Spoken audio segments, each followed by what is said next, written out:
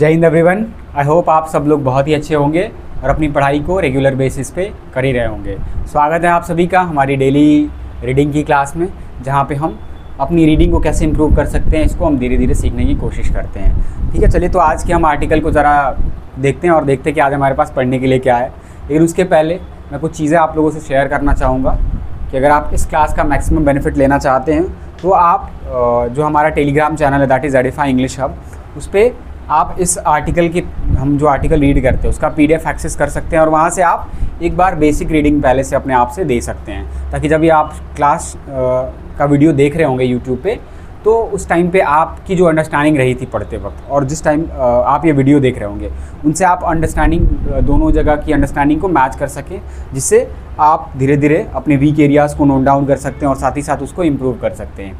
और ये क्लास किन लोगों के लिए रेलेवेंट है, तो आज के टाइम पे बहुत सारे एग्ज़ाम ऐसे होते हैं, कॉम्पिटिटिव एग्ज़ाम, जहाँ पे इंग्लिश का एक सेक्शन बहुत इंपॉर्टेंट होता है। वहाँ पे आपको RC के क्वेश्चन, वोकैबुलरी, ग्रामर, है ना, और भी बहुत सारे क्वेश्चंस देखने को मिलते हैं। तो उस पर्पज़ से ये क्लास बहुत ही ज़्यादा इंपॉर्टेंट हो जाती है। वो किस तरीके से हो जाती है तो अभी हम देखेंगे किस तरीके से हम वर्ड बाई वर्ड इस आर्टिकल को पढ़ने की और समझने की कोशिश करते हैं, उसका सार या उसकी समरी समझने की कोशिश करते हैं, that what exactly the article wants to say. And ये क्लास उन लोगों के लिए भी बहुत ही बेनिफिशियल है जो एक जनरल अवेयरनेस के लिए चीज़ें पढ़ना चाहते हैं they can keep themselves aware about the happenings which are happening around the world और within India as well. ठीक है, तो इस हिसाब से भी ये काफ़ी इंपॉर्टेंट हो जाता है। तो चलिए बिना टाइम वेस्ट हुए हम मेन मुद्दे पे आते हैं। तो आखिर आज के आर्टिकल में क्या है हमारे पास, तो रिफ्यूजी वर्ड आप लोगों ने अक्सर सुना होगा। ठीक है, रिफ्यूजी वर्ड आपने सुना होगा। जब भी ये रिफ्यूजी वर्ड आप सुनते हो तो आपके दिमाग में एक इमेज बनती है कि हाँ कोई ऐसा इंसान है, कोई भी पर्सन है जो कि क्या कर रहा है, जो कि अपनी कंट्री को छोड़ के क्या कर रहा है, छोड़ करके जा रहा है। ठीक, तो और उसके अपने एक छोटे से बैग के साथ, एक लिटिल होप के साथ कि हाँ जिस कंट्री में भी वो रिफ्यूज़ मांगने के लिए जा रहा है वहाँ पे उसको शरण मिल जाए। ठीक है, वहाँ पे उसको खाना पानी या सर्वाइवल के लिए जगह मिल जाए, वहाँ पे उसको रहने के लिए जगह मिल जाए। ठीक है, फ्रीडम मिल जाए रहने के लिए, जिस तरीके से रहना चाहे वो रह सके, है ना, विद इन लिमिट्स। हाँ, तो और इंडिया के मामले में अगर हम देखें तो हमारा जो इतिहास रहा है वो बहुत ही ब्राइट रहा है। यानी क्योंकि आप लोग जानते होंगे कि इंडिया ने टाइम टू टाइम अपनी हिस्ट्री में भी काफ़ी सारे लोगों को रिफ्यूज़ दिया अपनी कंट्री के अंदर, और साथ ही साथ रिफ्यूज़ देने के साथ साथ उनको एक लीगल फ्रेमवर्क के अंदर सिटीजनशिप भी प्रोवाइड किया है। कोई किसकी बात कर रहा हूँ, तो आप लोगों ने पारसी कम्युनिटी के बारे में काफ़ी सुना होगा, जो पर्शिया या तिब्बत वगैरह से जो चाइनीज़ रूल था वहाँ से निकल करके इंडिया की तरफ रिफ्यूज़ के लिए आए थे। तो वहाँ हमने इनको शरण भी दी और आज के टाइम पे they play a very crucial role in our Indian citizenship, है ना, और हर जगह में चाहे इकॉनमिक हो, सोशल हो या फिर पॉलिटिकल हो, वहाँ पे काफ़ी इंपॉर्टेंट रोल प्ले करते हैं। ठीक है, और साथ ही साथ अगर हम तमिल के श्रीलंका के तमिल्स की भी बात करें तो वो भी जब भी हमारे कंट्री में आते हैं उस होप के साथ में कि हाँ उनको सर्वाइवल के लिए प्लेस मिल जाएगा, तो वी वेलकम देम, है ना, और हम उनको रिफ्यूज़ देते हैं। Because India works on the grounds of वासुदेव कुटुंबकम, है ना। हम मानते हैं कि पूरी की पूरी जो दुनिया है वो एक फैमिली है and we all are brothers and sisters that we can live together. Okay, तो हमारा ये पर्पस ऑब्जेक्टिव रहता है कि हमारी कंट्री में कोई भी, इवन आप जब और भी ज़्यादा हिस्ट्री की बात करोगे आप, तो जो हमारे यहाँ के राजा रजवाड़े हुआ करते थे, है ना, वो भी अगर उनके दुश्मन देश से कोई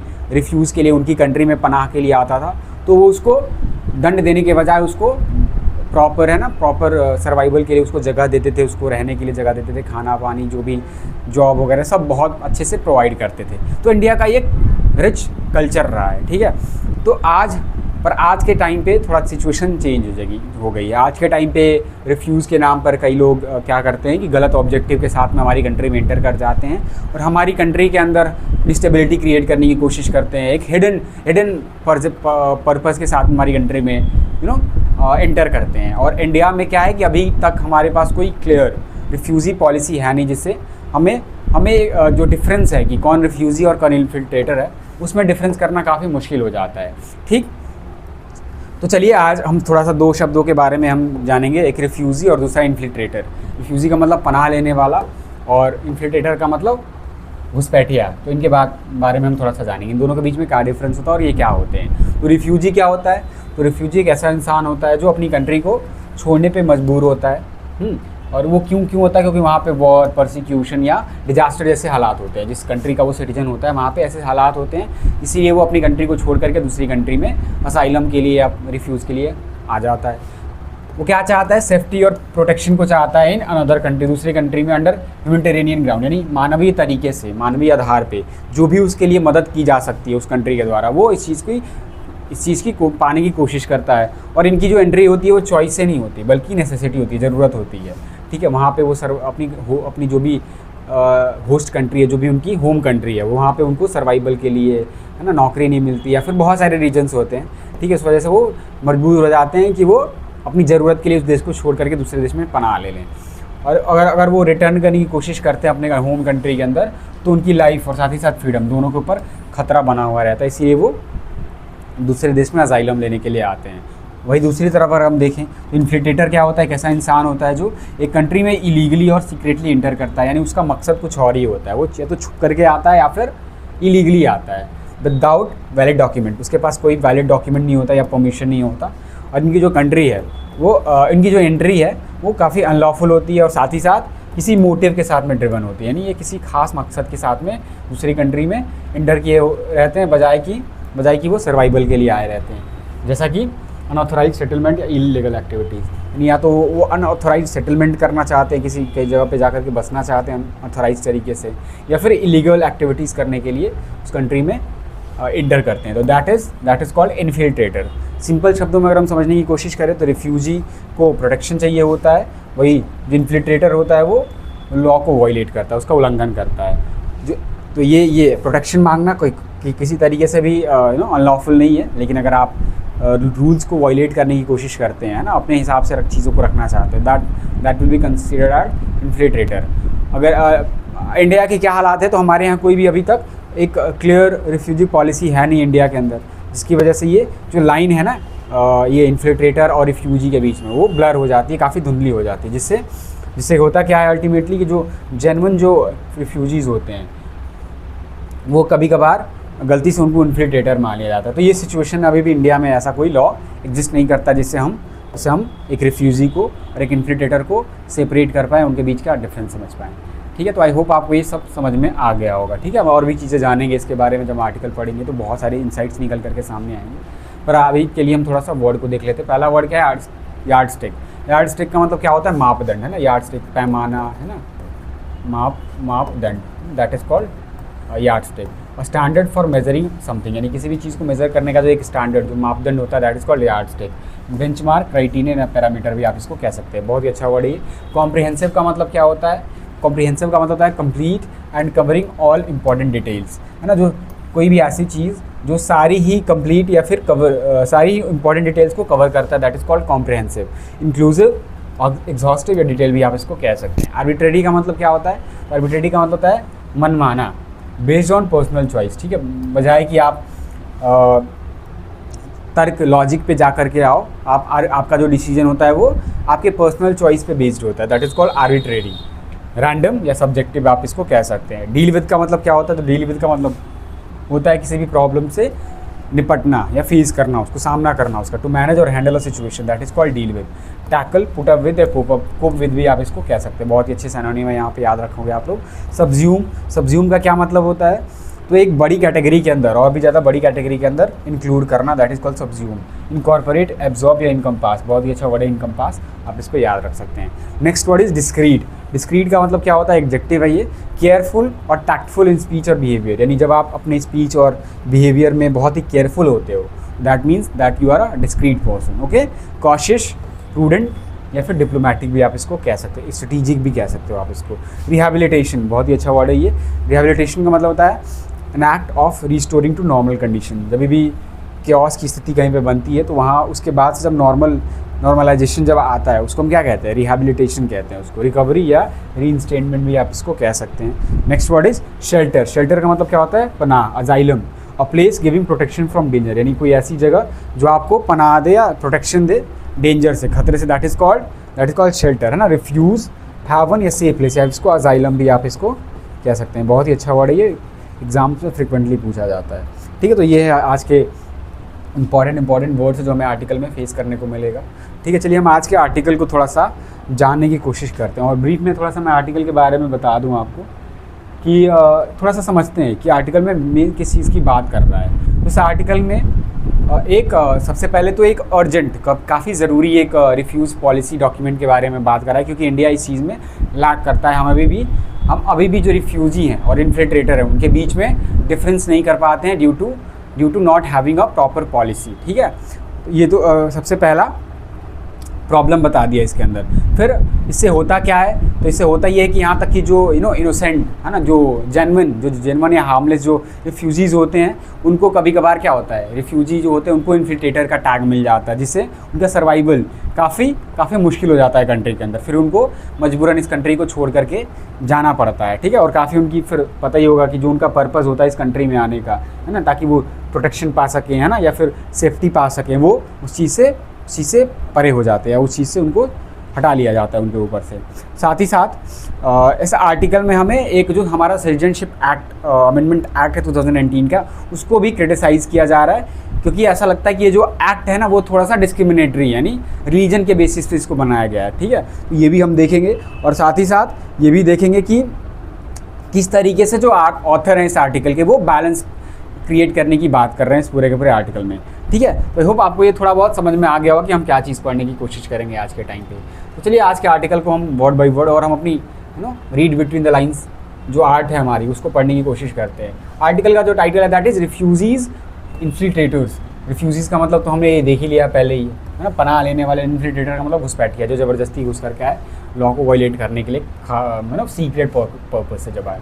इंडिया को ज़रूरत है किस चीज़ की, और रिफ्यूजी पॉलिसी डॉक्यूमेंट, यानी कैसे डॉक्यूमेंट की जो कि रिफ्यूजी पॉलिसी से डील विद करता हो, उससे निपटता हो, दैट इज़ नॉन डिस्क्रिमिनेटरी। और जो क्या होना चाहिए, जो कि ऐसा होना चाहिए, नॉन डिस्क्रिमिनेटरी होना चाहिए, यानी किसी भी तरीके की भेदभाव उसमें नहीं होनी चाहिए। ठीक है, चाहे वो रिलीजन के नाम पे हो, रेस के नाम पे हो, कंट्री ऑफ ओरिजिन के नाम पे हो, किसी भी तरीके से वो नॉन डिस्क्रिमिनेटरी, यानी सबको इक्वली ट्रीट करना चाहिए। ऐसा डॉक्यूमेंट इंडिया को ज़रूरत है बनाने की। Union home minister Amit Shah, यानी हमारे यहाँ के जो गृह मंत्री साहब हैं Amit Shah, has rightly stressed का मतलब क्या होता है, किसी चीज़ को हाईलाइट करना। तो उन्होंने सही तरीके से क्या किया है, ठीक ठाक तरीके से एम्फसाइज़ किया है, जोर डाला है। जोर किस चीज़ के ऊपर डाला है, उस नीड पे, उस ज़रूरत पे, जो कि है टू मेक अ डिस्टिंक्शन, ताकि एक क्लियर डिफरेंस बनाया जा सके, भेद बनाया जा सके किसके बीच में, रिफ्यूजीज़ के बीच में, और साथ ही साथ इन्फिल्ट्रेटर के बीच में, यानी घुसपैठी और रिफ्यूजीज़ के बीच में एक क्लियर डिस्टिंक्शन की बात करी है। अमित शाह ने ऐसा स्ट्रेस डाला है। दो वैलिड, हालांकि इनकी बात ये बिल्कुल वैलिड है। The problem lies in the application, जो प्रॉब्लम है, जो समस्या है, वो कहाँ पे है, वो पड़ती है उस एप्लीकेशन में अप्लाई करने में, जो कि ऑब्जेक्टिव के पैरामीटर्स का, यानी जो भी आपके पैरामीटर्स हैं कि आप किसको रिफ्यूजी मानोगे या किसको आप इन्फिल्ट्रेटर मानोगे, तो ये इसमें प्रॉब्लम हमें देखने को मिलती है। और ये किसके द्वारा किया जाता है, बाय दोज, उन लोगों के द्वारा किया जाता है जो कि पावर में है, in power to make a distinction, ताकि एक डिफरेंस को क्रिएट किया जा सके या बनाया जा सके। ठीक है, जो सरकार में है वही लोग इस चीज़ को नहीं चाहते।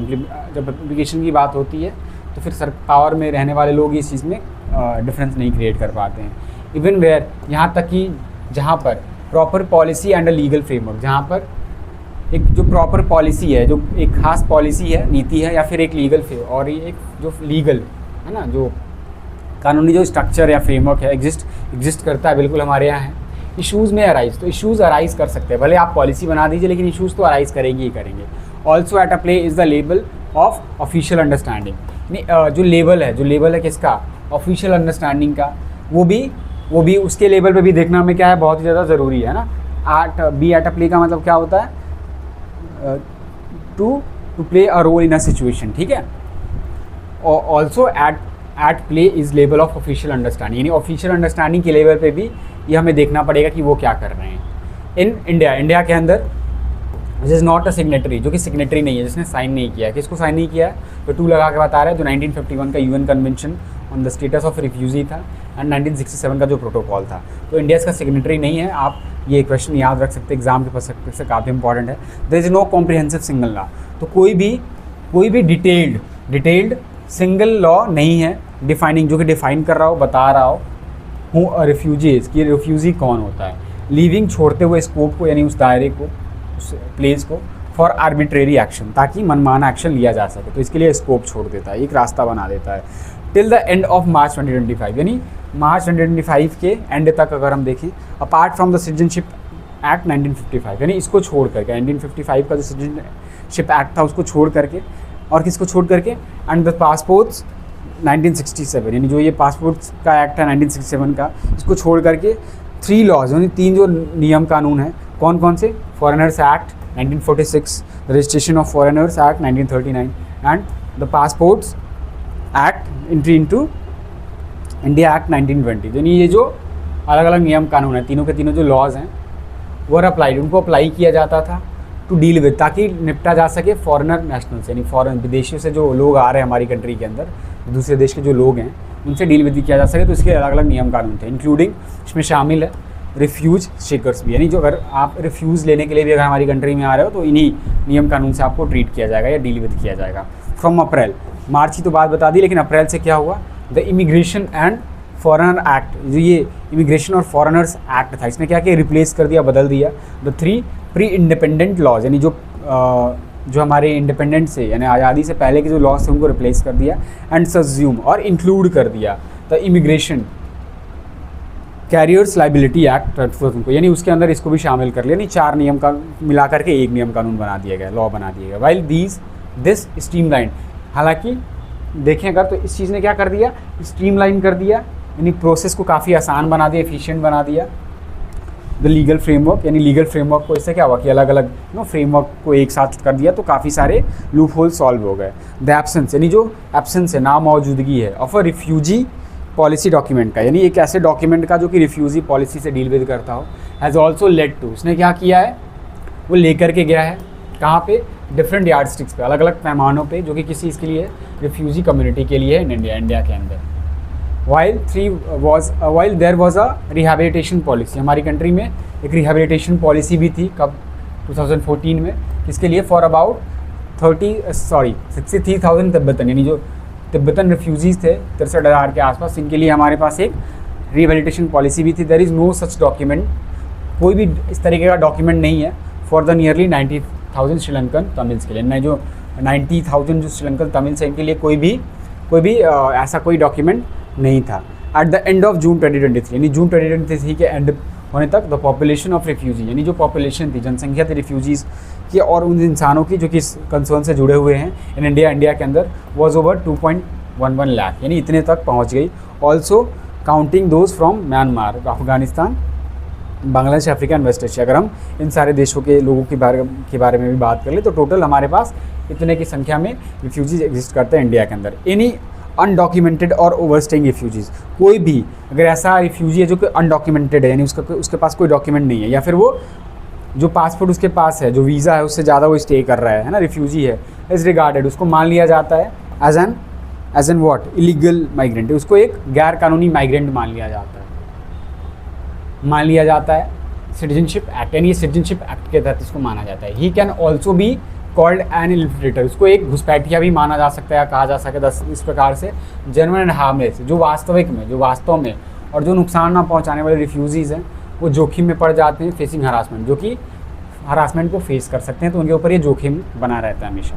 इवन दो, हालांकि द सिटीजनशिप अमेंडमेंट एक्ट 2019, जो 2019 का सिटीजनशिप अमेंडमेंट एक्ट था, वॉज एम्ड एट, उसका क्या मकसद था कि प्रोवाइड किया जा सके, दिया जा सके सिटीजनशिप को, किसको, टू 6 रिलीजन माइनॉरिटीज़ को, रिलीजियस जो माइनॉरिटीज़ हैं, अल्पसंख्यक है ना, धार्मिक अल्पसंख्यक है 6, उनको क्या किया जाए, सिटीजनशिप दिया जा सके, बिलोंगिंग टू, जो संबंध रखते हैं वो कहाँ से, बांग्लादेश, अफगानिस्तान और पाकिस्तान, इन तीनों जगहों से जो बिलोंग करते हैं उनको, जो 6 जो माइनॉरिटीज़ है, रिलीजियस माइनॉरिटीज़, उनको सिटीजनशिप दिया जा सके। इंट्रोड्यूस शार्प क्रिटिसिज्म, इसने लेकर के आया किस चीज़ को, बहुत ही हार्श क्रिटिसिज्म को, यानी आलोचना को, एज क्योंकि इट डिस्क्रिमिनेटेड, इस चीज़ ने डिस्क्रिमिनेट कर दिया, भेदभाव कर दिया ऑन द लाइन्स, उस ग्राउंड पे, उन रेखा पे, जो कि है रिलीजन का, धर्म के नाम पे भेदभाव देखने को मिला, एंड लेफ्ट, और छोड़ दिया उन सेक्शंस को, तबके को, क्योंकि मुस्लिम्स का, यानी मुस्लिम के तबके को इसमें छोड़ दिया। 6 रिलीजियस माइनॉरिटीज़ में मुस्लिम्स नहीं आते हैं, ठीक है, क्रिश्चियन है ना, पारसी, जूइश,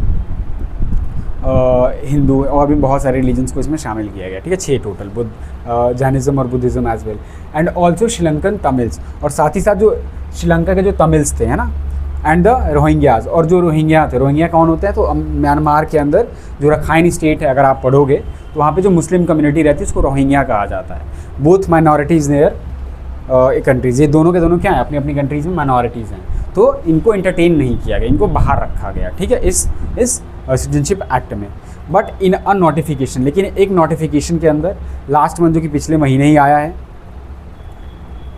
अनडॉक्यूमेंटेड, यानी जो जिनके पास डॉक्यूमेंट की कमी है ना, या फिर जो ओवरस्टेइंग तमिल रिफ्यूजीज़ हैं, जो तमिलनाडु श्रीलंका से जो तमिल रिफ्यूजीज़ आए हैं हमारी कंट्री के अंदर, हु हैव रजिस्टर्ड देमसेल्फ, जिन्होंने अपने आप को रजिस्टर किया है, कहाँ पे, विद द अथॉरिटीज़, उन अथॉरिटीज़ के साथ में, बाबू लोग मतलब ये ऑफिशियल्स के साथ में, वर ग्रांटेड, उनको दे दिया गया, क्या दे दिया गया, एग्जम्पशन, नहीं छूट दे दी गई किसी से, फ्रॉम पीनल प्रोविजंस, यानी जो दंडनीय जो प्रोविजंस थे, मापदंड थे, उनसे छूट दे दिया गया, जो कि है इमिग्रेशन एंड फॉरेन एक्ट का। तो इसमें जो पीनल प्रोविजन है उससे एग्जम्पशन दे दिया गया कि आपको इसके तहत पनिशमेंट नहीं दिया जाएगा।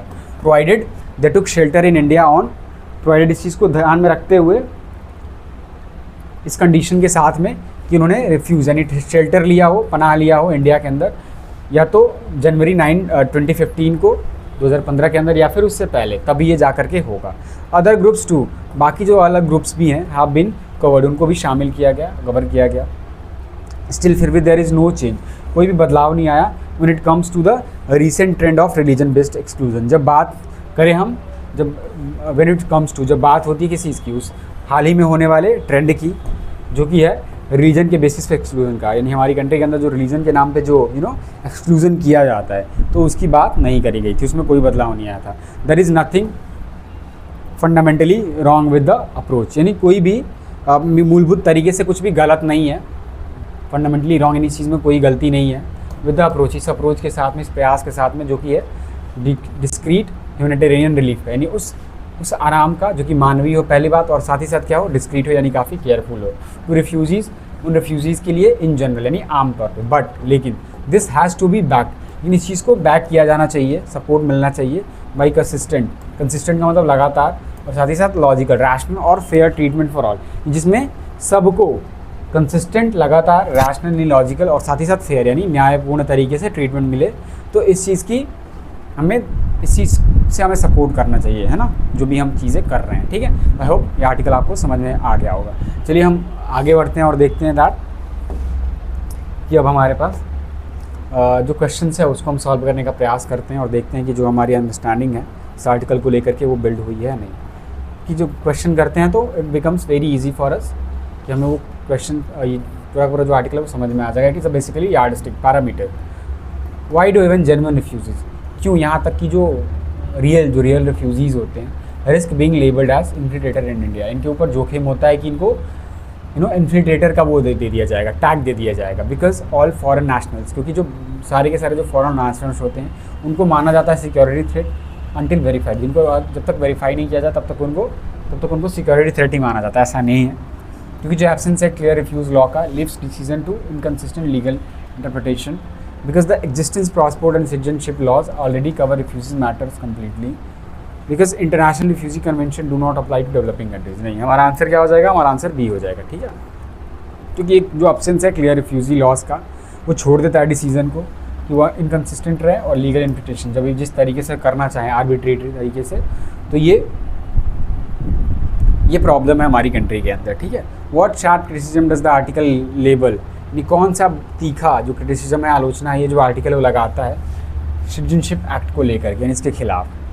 It provides unnecessary legal protection to all migrant regardless of background, नहीं, इसकी नहीं बात करती है ये रिमूव कर देता है उस अंतर को जो कि है पॉलिटिकल असाइलम सीकर्स और इकॉनमिक माइग्रेंट्स का, नहीं, इसकी नहीं बात करी इस आर्टिकल में, तो ये भी आंसर नहीं होगा। यह पुराने कानून को चेंज करता है बिना इंश्योर किए हुए किसी सेफ गार्ड को और स्टेटलेस पर्सन को, इसकी भी नहीं बात करी थी। तो ऑटोमेटिकली हमारा answer by default D option. ये क्या है, ऑप्शन क्या कह रहा है, ये सिलेक्टिवली ग्रांट करता है सिटीजनशिप को उस बेसिस पे जो कि रिलीजन का, एक्सक्लूडिंग मुस्लिम रिफ्यूजीज, ठीक है। तो ये इसमें यही प्रोविज़न है ना, यही क्राइटेरिया में देखने को मिलता है कि जो रिलीजियस जो माइनॉरिटीज़ में मुस्लिम जो आते हैं उनको इससे एक्सक्लूड कर रखा गया, बाहर रखा गया। ये जो आर्टिकल है वो आर्ग्यू करता है कि इंडिया को ज़रूरत है एक अच्छे तरीके की पॉलिसी की जो रिफ्यूजीज से डील विद करता हो, ताकि इंश्योर किया जा सके जेन्युइन रिफ्यूजीज़ को, इनको प्रोटेक्ट किया जाए by consistent and non discriminatory laws के द्वारा। बिल्कुल हमारा आंसर यही हो जाएगा। जो जेन्युइन जो जेन्युइन रिफ्यूजीज़ हैं कम से कम उनको प्रोटेक्शन मिल पाए, और जिस पर्पज़ से वो हमारी कंट्री में शेल्टर लेने के लिए आते हैं, सीख करते हैं, वो फुलफ़िल हो सके। ठीक है, तो this is all about for today's article. I hope आपको ये पूरी क्लास समझ में आई होगी, और अगर आप इस क्लास के रिगार्डिंग कोई फीडबैक देना चाहते हैं तो आप हमें कमेंट सेक्शन में बता सकते हैं। और साथ ही साथ इस आर्टिकल का PDF अगर आपको एक्सेस करना हो तो you can visit here, that is Edify English hub, हमारा टेलीग्राम चैनल है, यहाँ पे हम आपको शेयर कर देते हैं। और साथ ही साथ this is our Instagram handle where you can join us for vocab, है ना, फॉर एडवांस वोकैबलरी, है ना, या फिर जो भी हमारी क्लासेस होती हैं ऑफलाइन हो या ऑनलाइन, उसके रिलेटेड हम अपनी क्लासेस को इस पे, है ना, अपडेट करते रहते हैं। ठीक है, तो आज के लिए बस इतना ही, मिलते हैं आपसे नेक्स्ट आर्टिकल में। थैंक यू, जय।